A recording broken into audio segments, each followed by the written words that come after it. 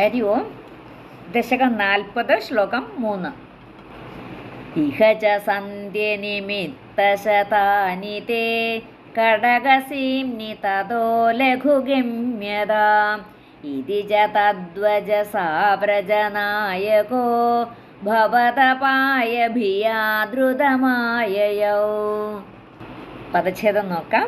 ഇഹ ച സന്ധി അനിമിത്ത ശതാനി തേ. ഇഹ ച സന്ധ്യനിമിത്ത ശതാനി തേ കടക സീംനി തതഃ ലഘു ഗമ്യതാം.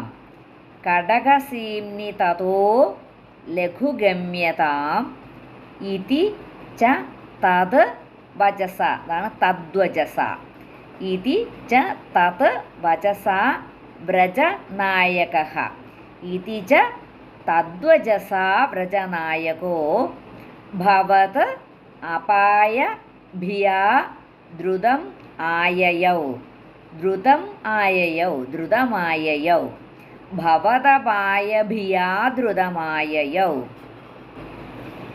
ഇഹ ച സന്ധ്യനിമിത്തശതാനി തേ കടകസീംനി തതോ ലഘുഗമ്യതാം ഇതി ച തദ്വചസാ വ്രജനായകോ ഭവതപായഭിയാ ദ്രുതമായയൗ.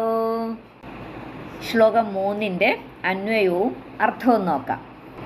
ശ്ലോകം 3 ഈ ദുർനിമിത്തങ്ങൾ കാണുന്നത് കൊണ്ട് വസുദേവർ നന്ദനോട് വേഗം തിരിച്ചു പോകാൻ പറയുന്നതാണ്. അന്വയം.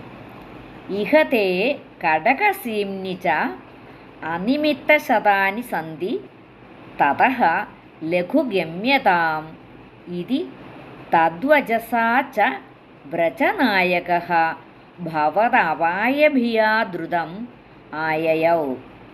ഇഹ തേ ഇവിടെയും കടകസീംനി ച അങ്ങയുടെ വാസസ്ഥലത്തും, അതെവിടെയാണ്? അമ്പാടിയിലും. അപ്പോൾ ഇവിടെയും അങ്ങയുടെ വാസസ്ഥലമായ അമ്പാടിയിലും അനിമിത്ത ശതാനി സന്ധി അനേകം ദുർനിമിത്തങ്ങളുണ്ട്. തതഃ ലഘുഗമ്യതാം അതുകൊണ്ട് വേഗം പോയാലും. ആരാണ്? വസുദേവർ നന്ദഗോപരോട് പറയുകയാണ്, ഇവിടെയും അങ്ങയുടെ വാസസ്ഥലത്തും അനേകം ദുർനിമിത്തങ്ങൾ കാണുന്നുണ്ട്, അതുകൊണ്ട് വേഗം പോയാലും.